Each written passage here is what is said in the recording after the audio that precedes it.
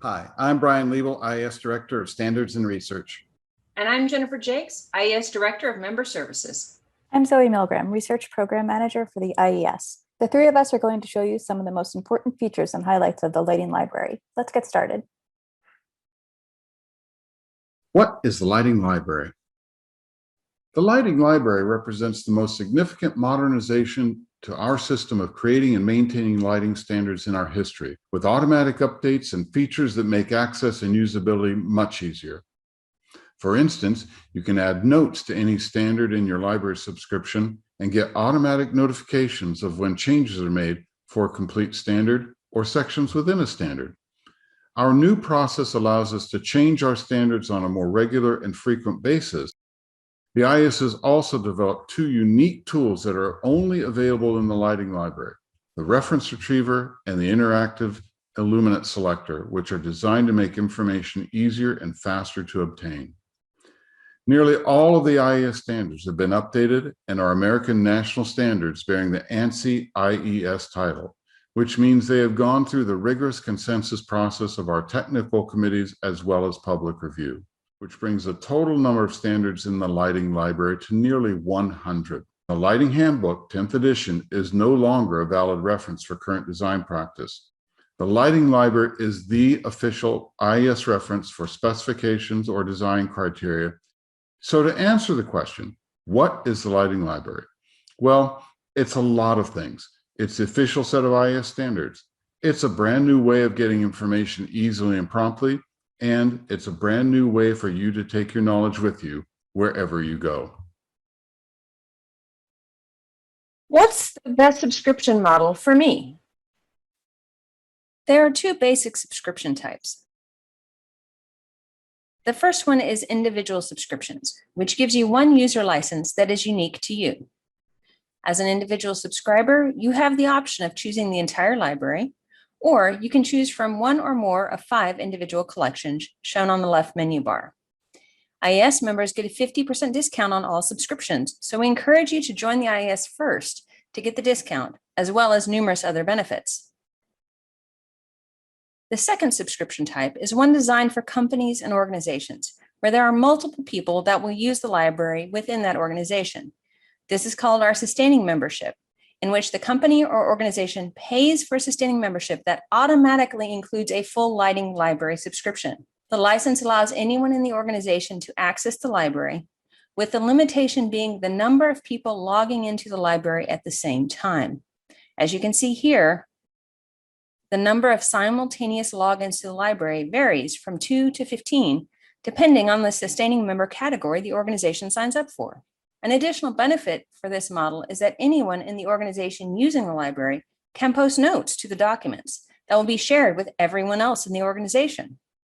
You can also see that there are numerous other educational and promotional benefits to sustaining membership, as well as a tax deduction that the organization gets for contributing to the IES, which is a 501c3 nonprofit organization. So the choice really comes down to whether it's for your individual use or if it's going to be used as an organizational library for anyone to access. How is the Lighting Library organized? The Lighting Library is organized into 5 collections: lighting applications, lighting measurements and testing, lighting practice, lighting science, and roadway and parking facility lighting. These are all available separately, but since our standards do reference each other quite frequently, it does work best as a whole.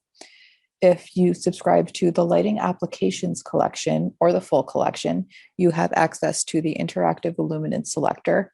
And if you're a subscriber to any one of these collections, you'll have access to the Reference Retriever. Almost every single IES standard has been updated, and the vast majority of those are now ANSI approved. Some of this content has been recategorized and content from the handbook has been added. On our website, you will find a handy standards cross-reference guide to show you exactly what content has been recategorized and where you'll find content from the handbook. How do I access the Lighting Library? The way you get to the Lighting Library is by first going to ies.org, and when you get there, sign in with your login credentials. If you're an individual, that will be your individual account. And if you are part of a sustaining membership, you'll use their credentials that you get from the administrator of the account. In either case, after you sign in, you'll see the icon that says My Lighting Library. Click that, and you will be in the Lighting Library. You'll notice that when you do this, you'll open the tab for the Lighting Library in a separate tab from the IES website, so you can easily navigate between each of the sites. If you're in the Illuminating Engineering Society website at any other page, for, as an example, the home page, the way you access that part of the website is to go to where your name is under My IES, and when you click that, it will take you back to your profile page where, again, you can access the Lighting Library. How do I navigate within a standard? For this lesson, let's start in LM 2020. The first thing I want you to take note of is this top right-hand corner where your tools live. And this is how you'll know that you're in the Lighting Library platform itself, is because you have these tools. So I'm going to start scrolling down to where some of our features live in this document. And while I'm doing that, one thing I'd like for you to take note of is that the right click open to a new tab is going to be the name of the game in pretty much all of the things that I'm going to show you how to do. This will get you the fastest and most accurate way to navigate to another section. So here we are in the first page of the actual standard, and you'll see that there is some text that is blue. This means that it is a link that will take you to another document within the Lighting Library. So you'll see that this content is highlighted yellow when you hover over it. I'm going to, again, right click, open in a new tab. And this is another LM. So if LM 2020 is part of your subscription, then LM 4520 will also be part of your subscription. And you'll see that this opened LM 4520 right there in another screen. So it's easy to navigate between documents. If this was an RP that's referred to here and that's not part of your subscription, then it will take you to a place where you can possibly subscribe to that collection. So here we have the first instance of a superscript. It's kind of hard to see here, but you will be able to tell that that is highlighted yellow, which again means that there is a link connected to it. So I'm going to right click again, open in a new tab, and this will take you to the reference section. But before we talk about that, I want you to take note that there is no tools section in the upper right-hand corner. This is a PDF view, so it's something that you can read. It's something that does contain links. If you want to make a note or track this section, you will have to continue to do that in the actual standard. But we are in the reference section here. And again, anything that is highlighted yellow contains a link. So I'm going to right click to open this section open, and that's going to take you to the reference retriever, which we'll go over in another section of this webinar. How can I make and find annotations? One of the features we mentioned previously is that you can make notes directly in your copy of a standard in the Lighting Library. So I'm going to show you how to do that now. I made some notes earlier in RP4, so I'm just going to search for that in the search bar. I'm searching by designation, and we're just going to open the file. And let's pretend that I'm working on a project and I'm scrolling through to see if there's anything I have to take special note of. And let's pretend that I'm working on a project in a school library, and here's some information that I need to take note of. So I'm going to hover over the annotate button, click on it until it turns yellow. And if there's something I want to remember later, I'm going to highlight the content. You'll see it is highlighted in purple here. Let go, and then you can see we can make a note. So let's say test note number 3. You can add an attachment here, Word document, a PDF, a JPEG. I have yet to find a file format that this does not accept, and we'll save the annotation here. And you can see there's this little post-it note icon that shows up once the annotation has been saved. So if I want to find that or any of the other notes I've made already, I'm just going to hover over the annotate button. You see there are other notes here. So if I want to go back to any of those, I'm just going to hover over the text, click on it, and you'll see that you get taken directly to that section. You can see the highlighted part. And if you want to open your note, you just click on the Post-it note, and then you'll see the note that you've saved, and the attachment is right there as well. What is the reference retriever and how do I use it? You'll note that in this video, we're starting off on a different page that you might not have seen before. This is the reference retriever, and essentially this is a library catalog of all of the documents that go into the writing of an IES document. So let's first talk about how to get there. I've preloaded LS 521, which is the newest document in our lighting science series on color. So I'm just going to scroll down. There is a superscript number 1 on the bottom of the first page.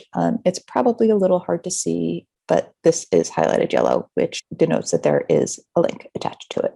So I'm just going to open this in a new tab, and that should take us directly out to the reference section. So again, anything that has a yellow highlight attached to it is going to be a link. So I'm going to click on reference number 13, the CIE document. That link out takes you to the reference retriever record. Here in the View Publication Details screen, you see the title, the year the document was published, the publisher.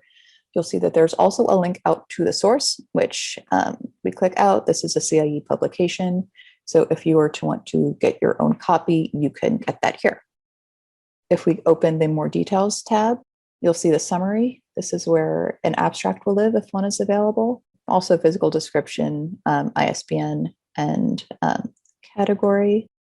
And if we open the Related References tab, we'll see all of the IES documents that cite this specific document. And as you can see, quite a lot of IES standards refer to CIE 15.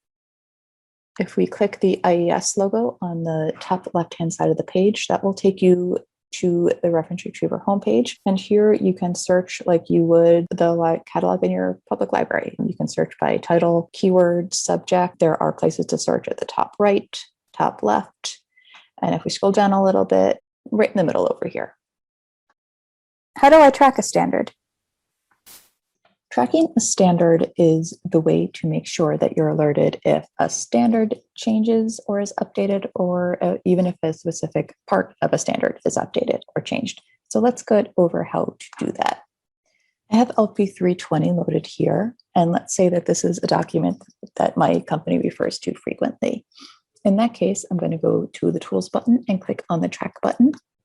And I'm going to change this radio button from off and gray to on and blue.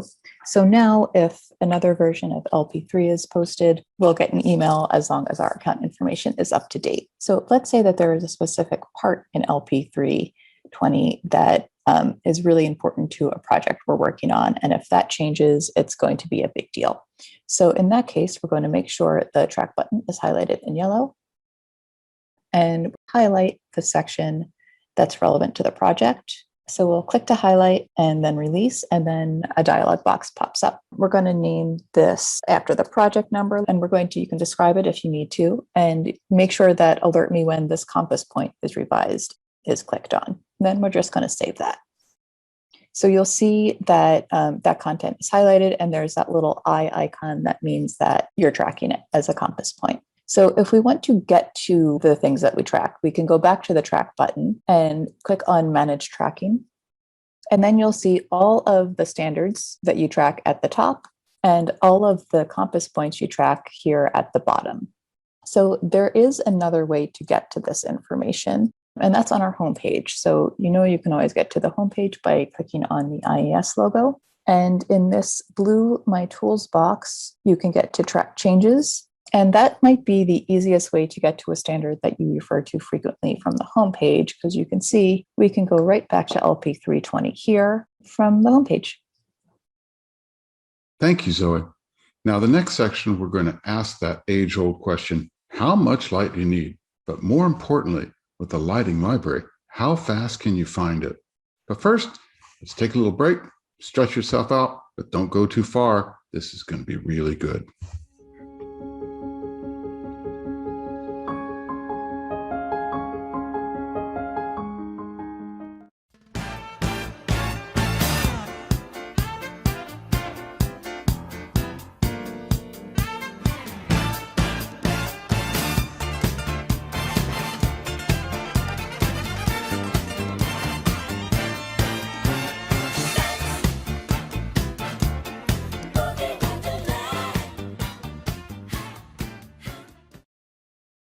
What information is in the illuminance tables?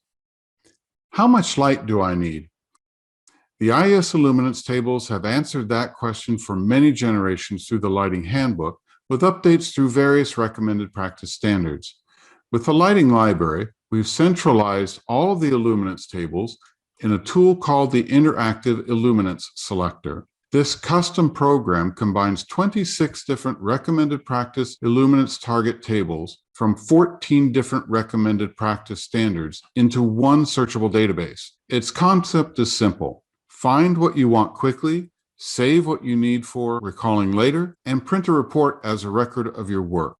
The illuminance tables have been reformatted and streamlined for the Lighting Library, and all of them have been thoroughly vetted by our technical committees. To emphasize, the only current ANSI IES illuminance recommendations are in the Lighting Library, which has replaced the Lighting Handbook and previous standards. Now, let's take a look at the tables.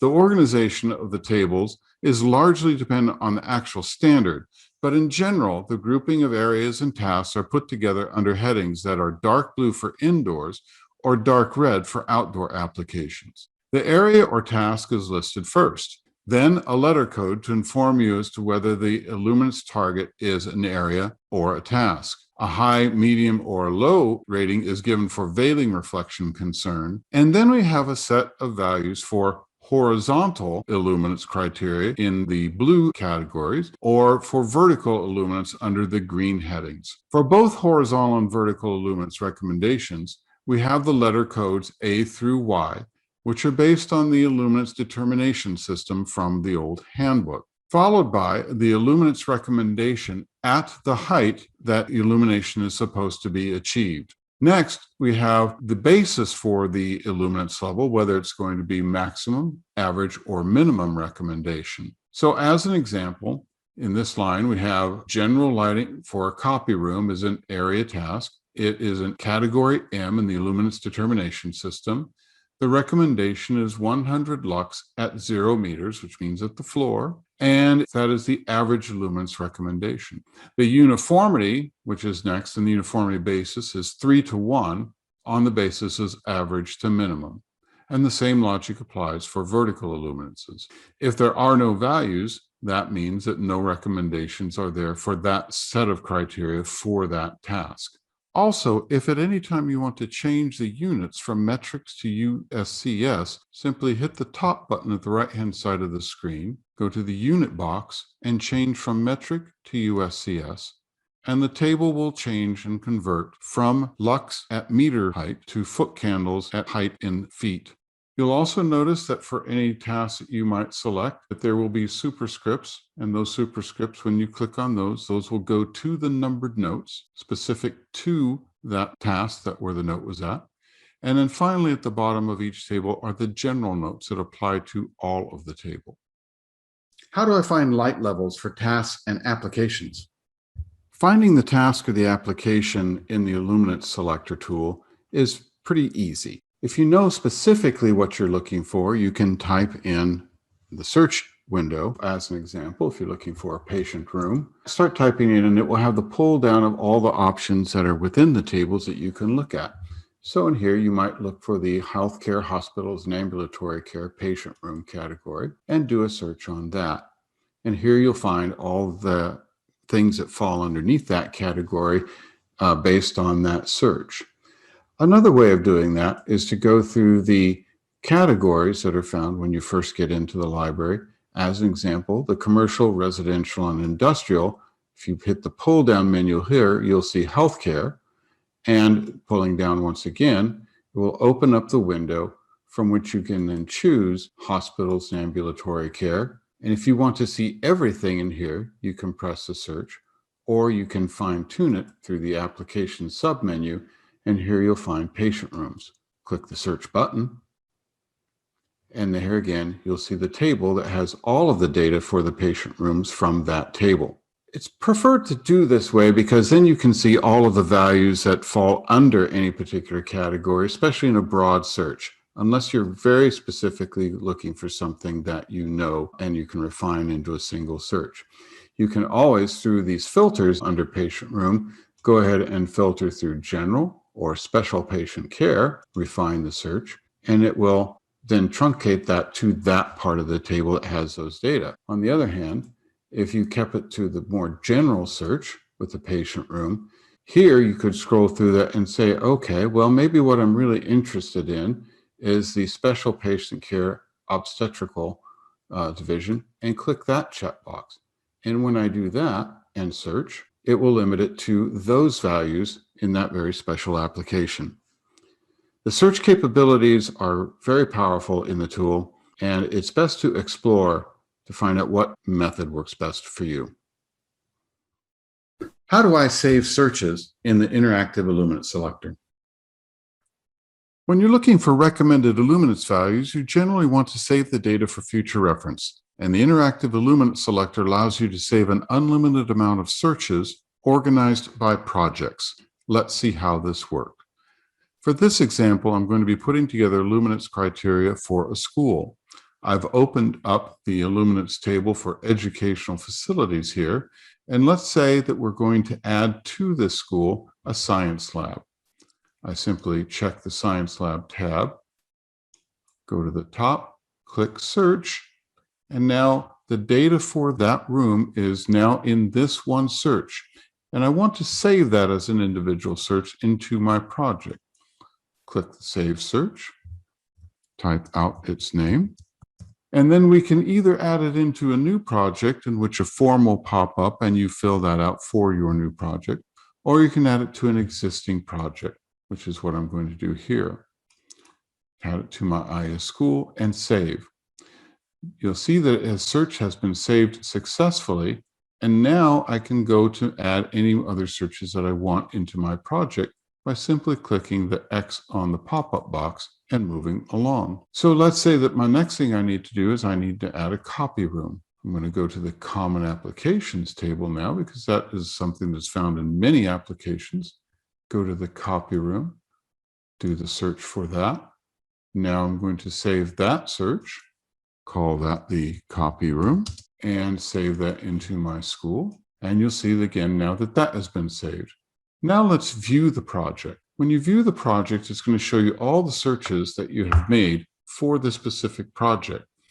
Normally, the default is that they're categorized by the table from which it came and then the task or application. If you want to inspect any of these, then you can simply inspect the specific item, and it will give you the information on that, and then go back to the project with the previous tab, because that opens up in a new tab. The other great thing is you can save this project as. So as an example, if you're doing a lot of schools, you might want to save this one as a base model and open this up as saying IES School 2. Now I have a new project that I can have, which is IES School 2. And you'll notice that when you go to My Projects, which is where all your projects are, you can see that where you had the first IES School as your baseline, now you've added IES School 2, and you can revise this now to fit the needs of the specific schools compared to the previous one. There's a lot of features with the saving feature in the interactive Illuminate selector. I encourage you to explore this feature and use the user guide to get more information. How do I print searches and projects in the interactive Illuminate selector? After you've performed an individual search, you can print it to a PDF file. Simply go to Print to PDF, and what it will do is it will generate a new PDF file for you to download or print that has the data from the specific search, in this case for parking lots and garages, into a report. On the other hand, if you've done projects and you want to print out a complete project, you would go to My Projects, open up the project, and now you can print the project to the PDF. When you do this, it opens up a new PDF form. So this will give you all of the data in a cover sheet that you entered when you created the project, and then will give you all of the various values that you searched for in a format that outlines every single search in a way that you can find it, as well as the general notes and the numbered notes for each table. This report is very comprehensive and provides a record document of the work that you've done for the project. And also keep in mind that you have the ability to put in your own company logo in the input form for the project, which would customize the report as being that of your office to your client. Told you that was going to be pretty cool. Next, Jennifer Jakes is going to talk about all the things that we have on our website that'll help you to get the lighting library and where you can find additional information. But first,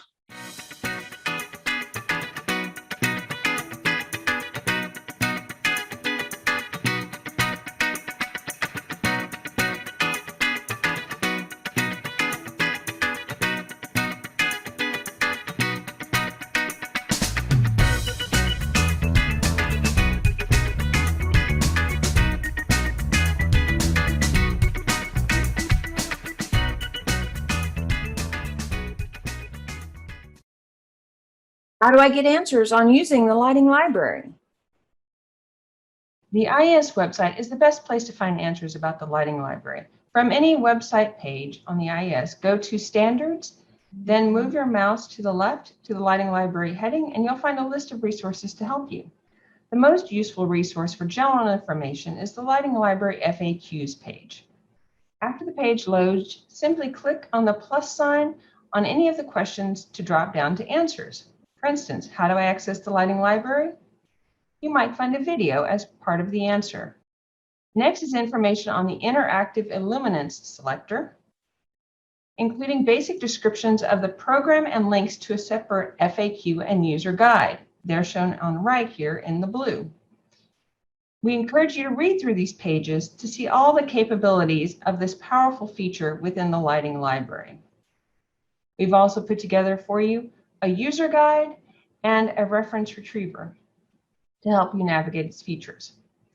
And finally, we have the IES Standards cross-reference page that lists the titles of our older IES Standards and Handbooks chapters on the left and cross-references them to the new lighting and library standards on the right.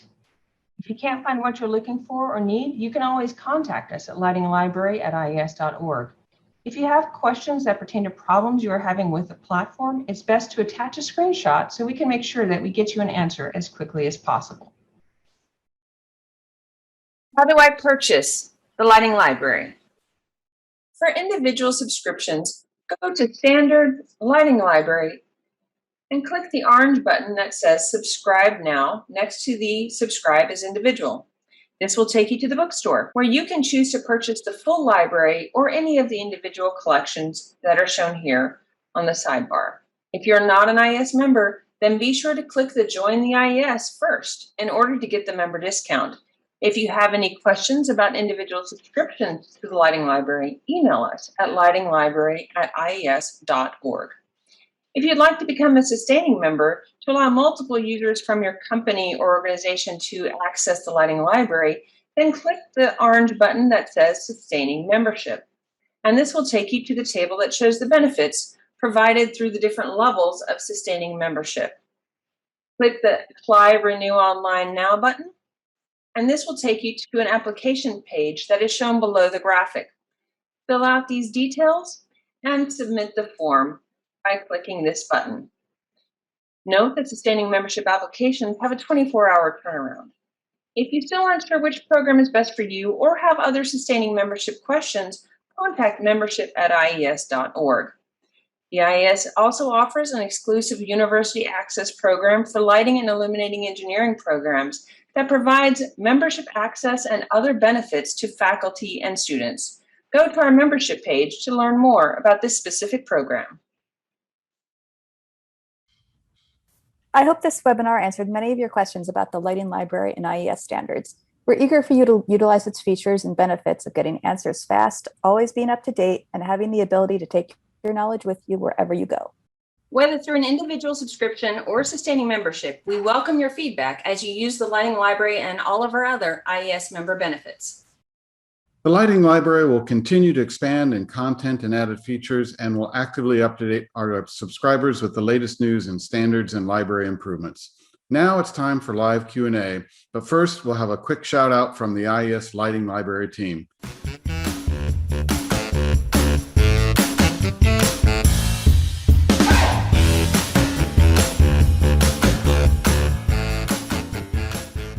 Thank you all for attending. Well, thank you all for participating and joining us in this webinar. I'm going to go through some of the questions that we have gotten. This one I'm going to throw to Jennifer. Can I purchase individual standards without having to subscribe to the lighting library? That's a great question. So the subscription can provide you access to the collections, and that's how you would now purchase those. They're all packaged up together. So it would be still part of that subscription package, but it would be for an individual collection that includes those components that you're interested in. Okay. Let's see. There's a couple of questions from people who have been using it. One, sometimes I have problem accessing the library. It keeps asking me for my password. One thing I want to let everybody know is that the platform itself is powered by ASTM. And so when you go to the lighting library, we're actually going into their site that houses the information. And every once in a while, the passing over of the credentials might not quite work the first time. Sometimes you have to clear your cache, but if it asks you to log in, just log in and you'll get there. It's usually just a little bit of a blip in that, so that's something to be aware of. Let's see. Zoe, there's a question that I'd like you to answer. Can you download documents to view when you're offline, and do the tools annotate track work when you're offline? I think that's an easy. Go ahead. So that's a longer question, so I'll try and take that piece by piece. You can definitely download files. If you are in any of the documents in the tools section, you'll see a button to download a file. So you can download that, you can save it to your desktop for future use. Since this is an online platform, it does require an internet connection in order to use any of the tools. So the file you download is a PDF. It's static. So if there are any updates, that's going to be on the platform itself. And again, you need an internet connection for that. The other thing to keep in mind is that when you download a PDF, that is watermarked. So that's going to contain the name of the account holder on the bottom of every page, the date and time it was downloaded, and the IP address. So if you post it somewhere, we're gonna know who did it. I think that answered that whole question, right? Very good. Another question is a few people, just to clarify, yes, this is a subscription model. It is an annual cost. And another question that sort of goes along with it, the question is, well, what if I do this? I take my notes, I've done my library for a couple of years, but then I stop subscribing. Then you will lose those notes. It's an annual subscription for the service. The beauty of the system, by the way, is because as a subscriber, you will be constantly getting updated automatically with every standard that comes on board. You can get the notifications, and you'll always be up to date. So it's really, in our mind, very important to keep that subscription going, so you always have the most up-to-date information. And we're doing a much better job, I think, right now, coordinating between the documents. We've really done a lot of work to make that happen this year. Brian, if I can add one thing to that, if Sure. your subscription does lapse, the notes and everything in your account has not been deleted off the face of the planet. If you renew your subscription, all of that information should still be there once you renew. So if there is a short lapse, you should still be okay. Great, great. Let's see, one question came on the tables. Were the age-related recommendations abolished? If you remember the old table, there was 3 different age groups. What we've done with the approval of all the technical committees, it's basically the midline level is what we're showing, which is for general workers and so forth. The young age group category was eliminated by the committees. And the decision was basically in the older age, the criteria was if over 50% of the people are over 65, then you double the light level. And that's in the general notes. So the rule is still there. We just didn't need to have a separate column to do that. That should be a fairly easy thing. Jennifer, there's a question from a few people about if you are in an organization that is a sustaining member, how they access it, and whether there's if they whether they can do anything individually, they have to go through their representative. Sure, I can take that one. So if Yeah. if your company or your organization is a sustaining member, they will have a unique login and password for that company. And so when you are utilizing the Lighting Library as part of your company role, you will use that company's login information and password information to access the Lighting Library. You will not log into your individual membership to access that. And so that's one of the ways that we have that connection with ASTM that Brian referenced earlier, is through that individual login information. Okay. Another question, kind of more of a membership. What if I'm a subscribing member? What is their options as that comes up? That's a really relevant question right now. With the launch of the Lighting Library, this is subscribing membership type has been deprecated. It doesn't exist any longer. So if you are either an expired subscribing member or are close to being an expired subscribing member, you will need to either transition to an individual membership and subscribe to your Lighting Library as you'd like to, either the full or the individual collections, or transition to a sustaining membership, which is the company and organization type of membership. There will no longer be subscribing as it relates to membership. That is wholly subscription now is tied to the Lighting Library as far as terminology is concerned. So one of the things some of you may have gotten if you're a subscribing member is we've been doing individual reach out and engagement opportunities with our expired and soon to be subscribing that are expiring, and to try to help you with that transition and pick the best direction to go or the best path, be it individual or sustaining member. Great. Let's see. Next question I have.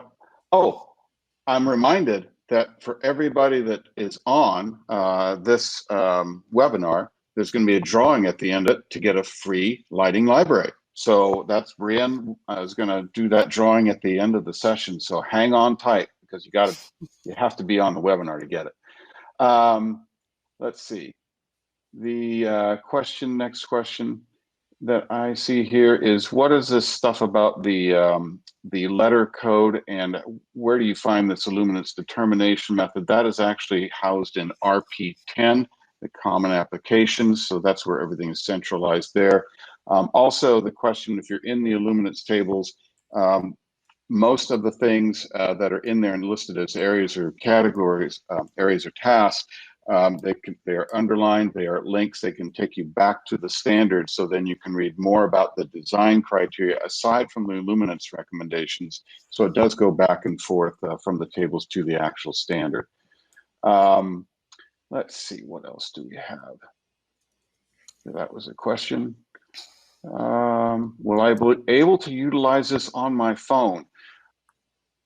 Yes, but it's going to be pretty small. I mean, I think this is really a platform that is best suited for your computer, in all honesty, with all the information that is there.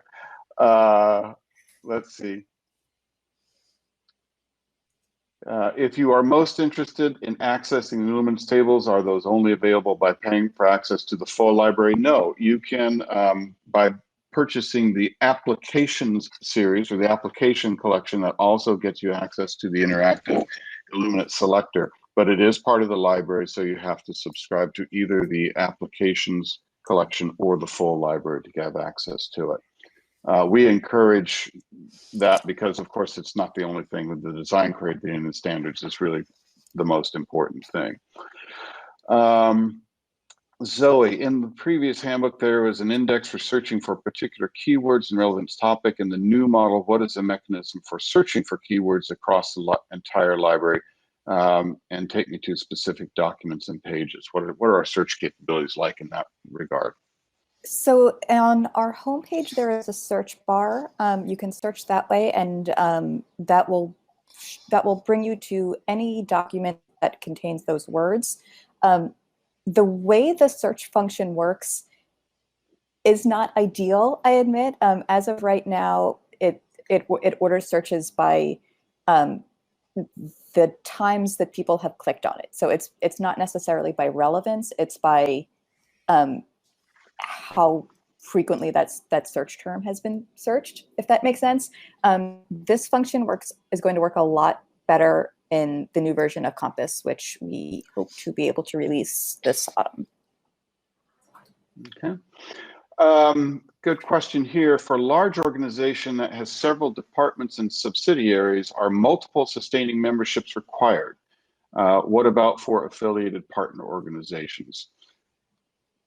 So Jen? I can take that one. So Sure. if you have a large corporation, international, multi-global, separate subsidiary offices, you can kind of do two different things. We've had instances where individual offices or subsidiaries within the larger company have purchased their own sustaining membership, or we have others that have purchased a much larger level of sustaining membership, and then they disperse that information throughout all of their subsidiary or sub offices. So that is truly up to you as to what best functionality you have. Sometimes that falls into where is the accounting department located, where is the point of contact who's going to distribute the benefits going to be located. Those can be determining factors. And what was the second half of that question, Brian? Oh, let me. Well, I think you answered the question. Oh, perfect. Okay, good. Yeah. So let's see. Is there a better way to navigate through the RPs? As an example, RP8 is rather large. You have to scroll through the whole thing. I will just say that we are looking at that. Some of our standards are longer than most others, and so we're looking for ways of doing that. Zoe, if you could, let's just talk about some of the new things that are coming up as enticements, because there is going to be a new launch coming up this fall of some other added features. Maybe talk about the compare feature as an example and other things that we've got coming up. So I guess I'll start in RP8 because that's the art-in of this question. One of the things that I think is great about the new version of Compass that is not out yet, but will be soon, is that you can select the view you want. If you'd like to have like a double spread, like an actual book, you can view that way. You can also select the page from a sidebar. That's going to make navigating to specific pages a lot easier, especially in something as large as RP8. We'll also have the ability to mark different standards as a favorite, so you can access something that you know you're going to use a lot. The homepage will show you frequently searched for standards. You can bookmark a page in something that you use a lot. The compare feature will work. Currently, the compare feature works by analyzing every single pixel that has changed between two different versions. The new version of compare works the same way, but it notices formatting changes differently than it notices content changes. So when the new version launches, you'll be able to compare the content between two different versions of the same standard. Anything that's been added is highlighted in green, and anything that's been taken out is going to be highlighted in red, and that's shown in like a book view. So each version on different sides of the screen. It's really useful. I hope people use it.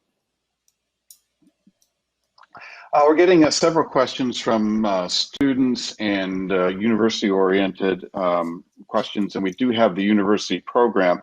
And just to let everybody know, we're also looking at other potential ways of working with schools. But Jennifer, can you sort of comment on that in terms of what that program has, just a little bit more? Yeah, so the University Access Program is unique in that it offers access to a faculty and simultaneous logins for students in two different levels or quantities. It also has additional benefits such as access to Introduction to Lighting in the Education and e-learning platform for faculty, discounts for students, that includes free membership, things like that. So we definitely are trying to make this accessible for those in the faculty environment or the academic environment. to assist in their education curriculum and support their students both for learning about lighting and for joining the lighting community. So that is on the website. If you have specific questions about that, you can definitely email us at membership@ies.org, and we can set up a discussion to finalize and identify what your specific needs are for that. Great. Let's see. What have we got here? That was another really good question. The question that I had was, is there a standards progress tracker or any other tracking about where our standards are being used in regulations? And that's a really good question, and I want to thank you for that. At this point, no, but we're trying to figure out how we can do that. We do want to make a little bit more connectivity between, as an example, the standards that are in the library as well as the activity within the committees that are working on these standards.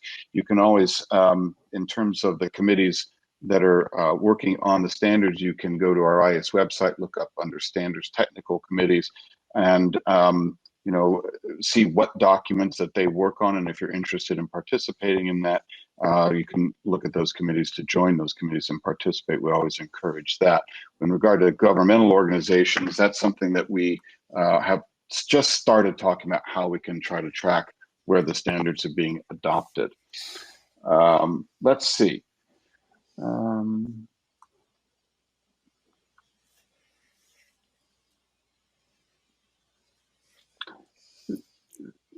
Questions again under the sustaining membership model. Can I track, have a personal tracked standard within it if it's a sustaining membership? My thoughts here are is that anybody within the group can track it, and so you as well as everybody else will be under the same account, so it will be tracked. But how do they get notified of that? So is it only the administrator that gets notified of the tracking, or can it be done by an individual so the individual gets notified?